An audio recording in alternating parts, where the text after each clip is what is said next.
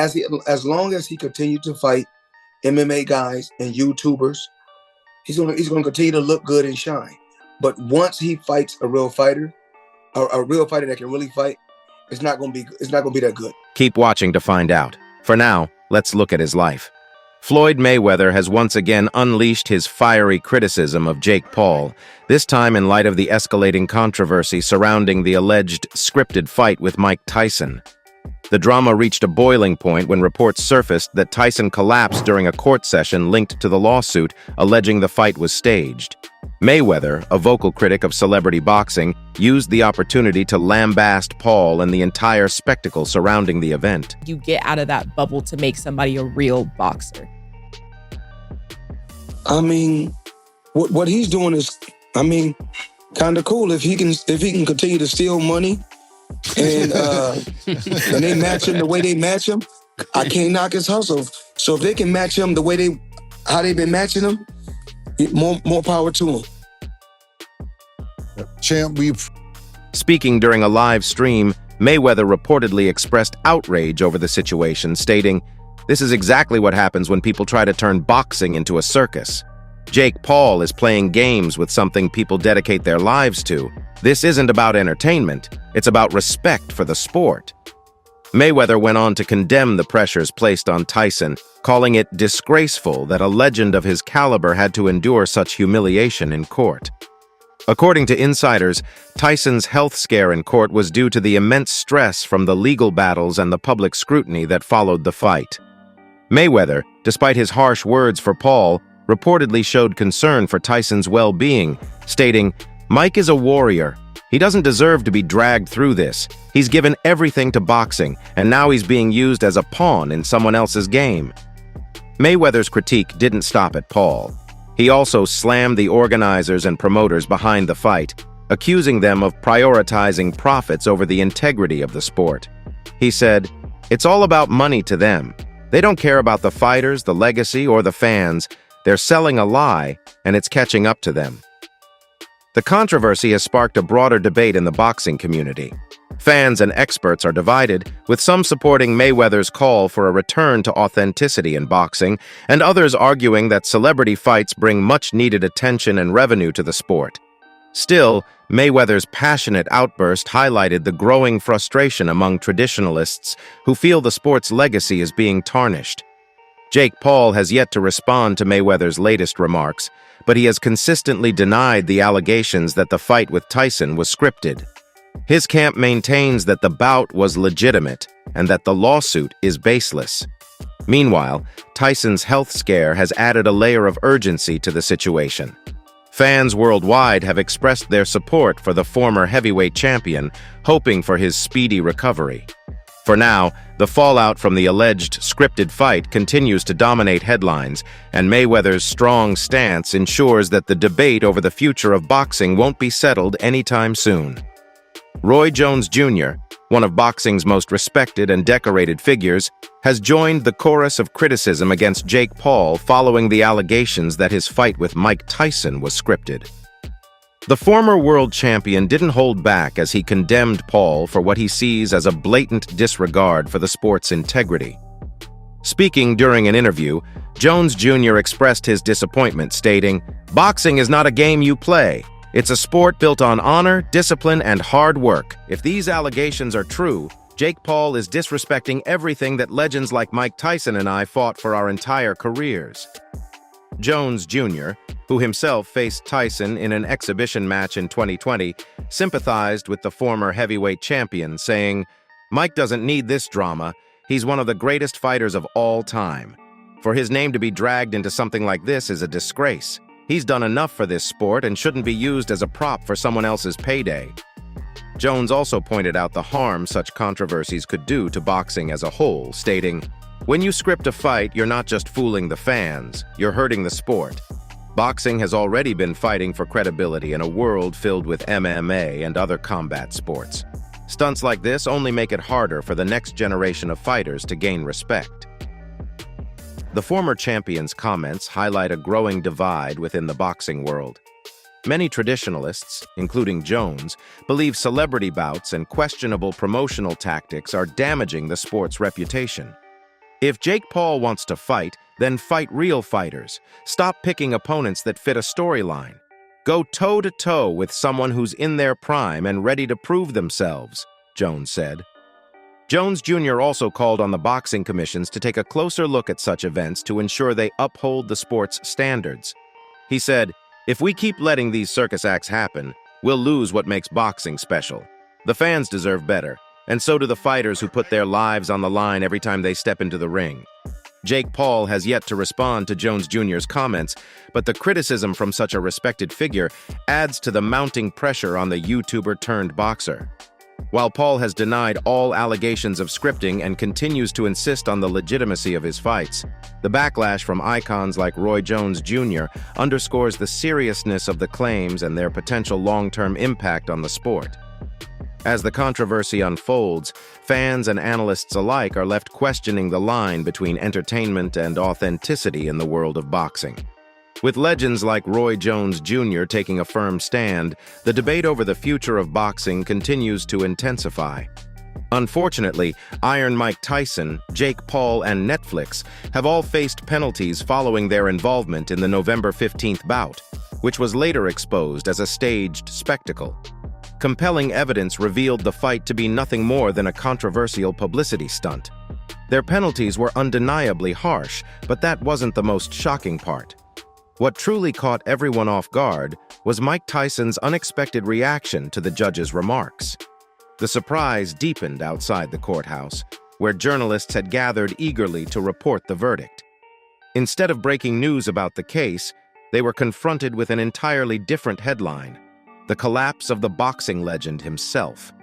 In a dramatic turn, Tyson had to be rushed out of the courtroom for immediate medical attention. Biggest live gate, 18.1 millions in U.S. boxing history outside of Las Vegas. A phenomenal night. I'm sorry I didn't knock him out, though, guys. Shut the fuck up. I'm It was really crazy. sorry. We talked about After I seen him a little bit tired, I didn't want to put too much hurt on him, but I wanted the fans to get a good experience. But there was a point where all of my aggression and like super violence and like I'm gonna knock this guy out and show him, it went away when I wasn't getting hit much at all. And Eventually, multiple news outlets obtained the details of the judgment, revealing that it primarily consisted of financial compensation awarded to the fans who had filed the lawsuit. This outcome may well have been the tipping point for Mike Tyson's breakdown. Having initially agreed to the fight to regain stability, Tyson's return to the ring was driven by a need to secure financial support for himself and his family. Requesting financial sacrifices from someone, particularly a 58-year-old with a history of health complications, is unlikely to yield positive results. Ultimately, the judge ruled that the fighters involved must allocate a portion of their fight earnings to resolve the lawsuit, while Netflix was ordered to shoulder a more substantial share of the settlement. Tyson's dramatic collapse served as undeniable evidence that he hadn't fully recovered from the toll of the fight. At the post-fight press conference, Jake Paul stood alone, while Tyson's coaches represented him in his absence. The situation took a grim turn for Iron Mike when post-fight medical tests revealed alarming concerns, prompting his immediate referral to the hospital. According to his coaches and a credible news outlet, the boxing legend is not seriously injured. However, Jake Paul's punches left visible damage, prompting the medical team to recommend a thorough brain scan and additional treatments to address the pain he reported post-fight. The moment Mike Tyson entered the dressing room, he confessed to feeling dizzy and fatigued, immediately drawing the attention of the medical staff. It was at that moment concerns about his well-being escalated. This incident adds to the ongoing discourse surrounding Tyson's health following a reported ulcer attack in May and his brief reliance on a wheelchair a few years back. For the time being, it's been confirmed that Mike Tyson will remain in the hospital to prevent any unforeseen complications. The Texas Department of Licensing and Regulation has come under fire from numerous boxing professionals in response to this decision. Friends of Iron Mike, including Lennox Lewis and Evander Holyfield, who were with him in the dressing room both before and after the bout, have openly criticized the rules imposed for the fight, expressing their frustration in no uncertain terms. Their grievances stood in stark contrast to the broader sentiment in the boxing community, which vehemently opposed the idea of Mike Tyson facing Jake Paul under any circumstances. Critics argued that, as a former two-time world heavyweight champion, Tyson deserved rules more leniently tailored to his advantage. This debate left many boxing fans and professionals disheartened as they saw the matchup slowly becoming inevitable. Adding to the controversy was the illusion crafted by Tyson's training and sparring sessions, which misled many into believing that the 58-year-old legend's resilience could withstand the rigors of a live bout. However, reality struck hard on fight night. Tyson's fatigue was painfully evident, his movements sluggish, his punches sparse. He managed to land a mere 18 punches throughout the match, a stark contrast to Jake Paul's 78, exposing the harsh limitations of age and endurance. Amid the post-fight controversies, the Texas Department of Licensing and Regulation addressed the allegations. As the governing authority for combat sports in Texas, the TDLR mandates additional medical screenings for fighters aged 36 and older. In compliance with these regulations, Tyson was required to provide satisfactory EEG and EKG results as part of his application. According to T. Mange, Tyson fulfilled these requirements in May. On Thursday, the TDLR confirmed that Tyson also passed a pre-fight physical earlier that same day. In a statement, the department emphasized its unwavering commitment to contestant safety, stating, "The safety of those competing in the ring or cage is always our top priority. This competition was no exception." At 58 years old, the former world heavyweight champion stood as one of the oldest fighters to step into the ring for a sanctioned professional bout. "You're only as old as you feel," Tyson famously quipped, brushing off questions about his age. However, on May 26th, he experienced a medical scare, an ulcer flare-up mid-flight from Miami to Los Angeles, which required hospitalization and forced a 4-month postponement of the fight. The incident amplified concerns about the health risks Tyson could face, particularly as the heavyweight showdown approached at Atan-DT Stadium. Among those voicing alarm was Stephen Hughes, a senior lecturer in medicine at Anglia Ruskin University in England. Hughes, alongside his colleague May, highlighted Tyson's age and history of alcohol abuse as significant risk factors. In a piece for The Conversation, they warned that the repeated head trauma inherent in boxing could elevate Tyson's chances of developing a subdural hematoma, a condition that can be life-threatening.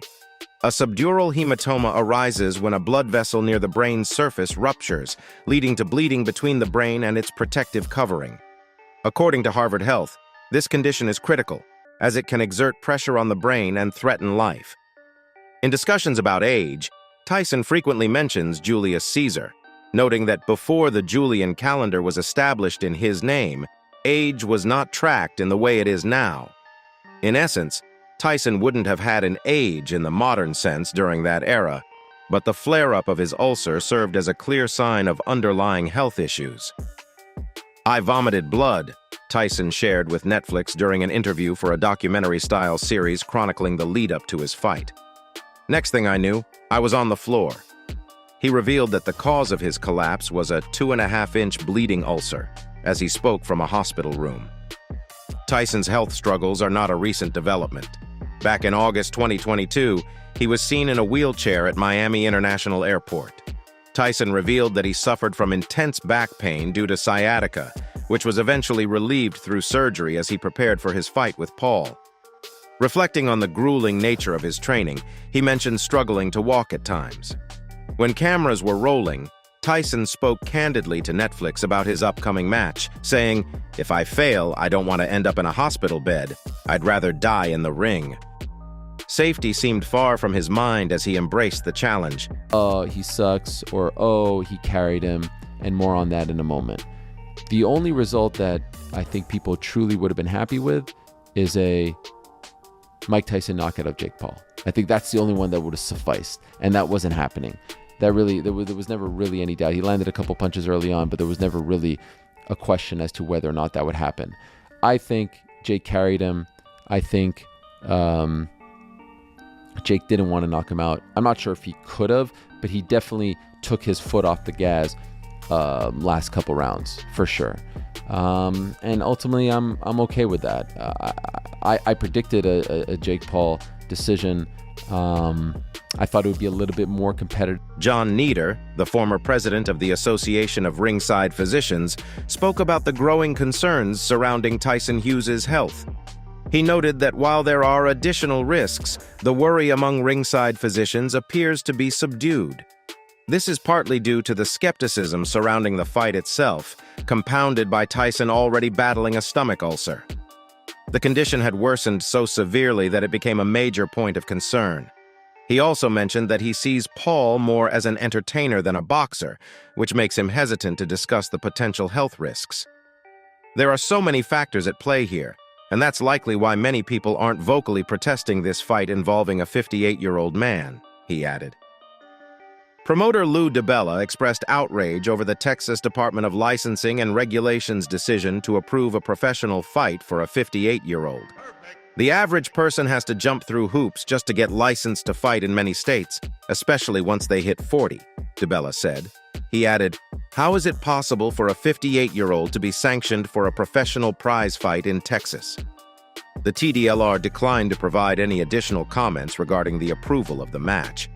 In 2018, at the age of 64, Jack Lucius stepped into the ring for a sanctioned professional bout in Texas.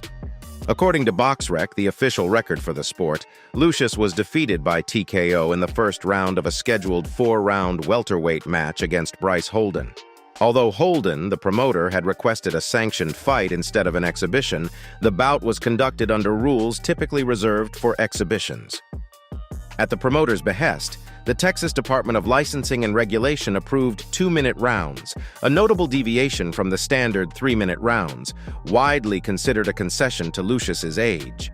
The TDLR also approved the use of 14-ounce gloves instead of the standard 10-ounce ones, considering the possibility of bleeding or severe irritation to the stomach lining. In the best-case scenario, this would result in mild heartburn.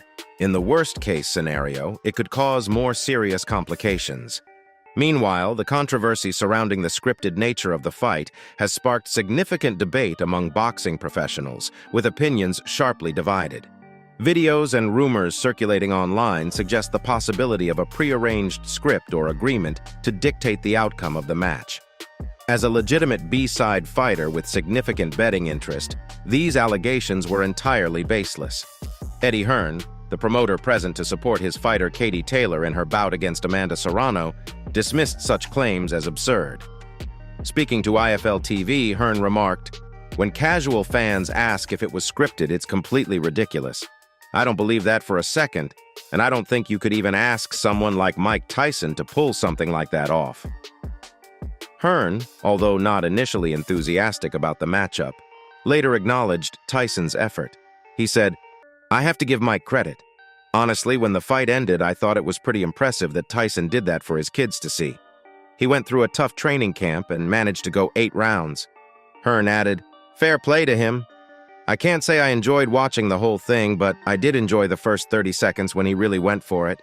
It was a spectacle, but let's be real. It was never going to be the fight of the century.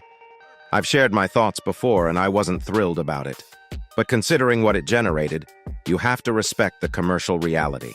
Oscar De La Hoya, the legendary boxer and influential promoter, has not held back in his scathing critique of the current state of boxing, placing much of the blame on the fighters themselves.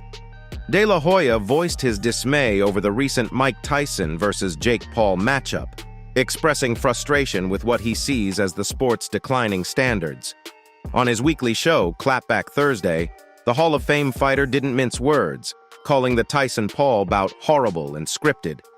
He lamented the absence of genuine competition and excitement that once defined the sport, underscoring his concern about boxing's diminishing integrity. "Everyone's buzzing about how staged this fight was, and I genuinely think it was scripted. I believe Tyson was deliberately held back. De La Hoya even mentioned on Instagram, 'I'm a fighter, and I can tell when it's fake.' The fight was officially sanctioned, and Jake Paul essentially bought himself a win on his record. Why? Just for personal satisfaction? I keep saying if you want to be taken seriously as a fighter, you need to step up and face real competition, not just call out celebrities. What's next, Joe Biden? Real fighters challenge each other, not play pretend." On the other hand, the fight drew 65 million households, meaning roughly 200 million viewers. The real victors were Amanda Serrano and Katie Taylor, who delivered a truly thrilling, legitimate battle that captivated a global audience and brought in new fans from all over. Boxing has been in hibernation, De La Hoya remarked, likening the sport to a sleeping bear. He added, "For as long as history has been recorded, boxing has reigned as the most popular sport. But recently, it's been all about figures like Floyd Mayweather and Conor McGregor, who stepped into the ring instead of the octagon. Boxing is still king, but we need to get our act together. Fighters today aren't taking the risks needed to truly elevate the sport. We're stuck with too many mediocre matchups." He further added, "Look, as both a fighter and now a promoter who knows the ropes, I have to say it's the fighters themselves who are harming the sport. People often point fingers at promoters, managers, or trainers, but it's the fighters who hold the power. I've been there, and I can tell you, if my team pushed for one opponent but I had my sights set on another, I fought who I wanted to fight." In a bold statement about the highly publicized bout between Jake Paul and Mike Tyson, De La Hoya didn't hold back. He dismissed the idea that fans could expect the legendary Tyson of the 90s, the one known for his ferocity, to show up and deliver a head-snapping performance. De La Hoya reflected on boxing's golden era, a time when icons like Tyson, Julio Cesar Chavez, and Arturo Gatti clashed in unforgettable bouts. He contrasted this with today's fighters, who, in his view, prioritize financial stability over creating iconic moments. "Today's fighters often feel underpaid or fear taking a loss," he remarked. He pointed to the example of Gatti and Mickey Ward, who, despite not being the highest earners or the most commercially popular during their time, are still revered today for their heart and grit in the ring. He said, "They fought with everything they had, and that's why we still respect them."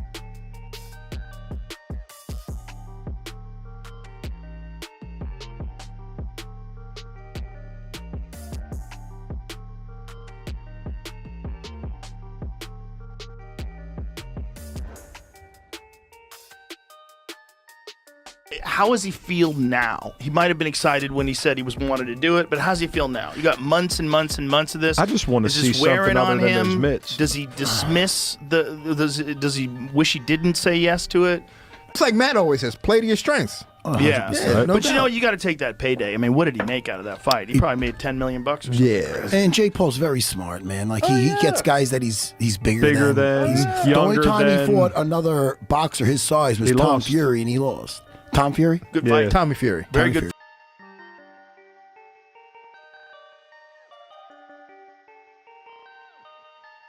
Perfect.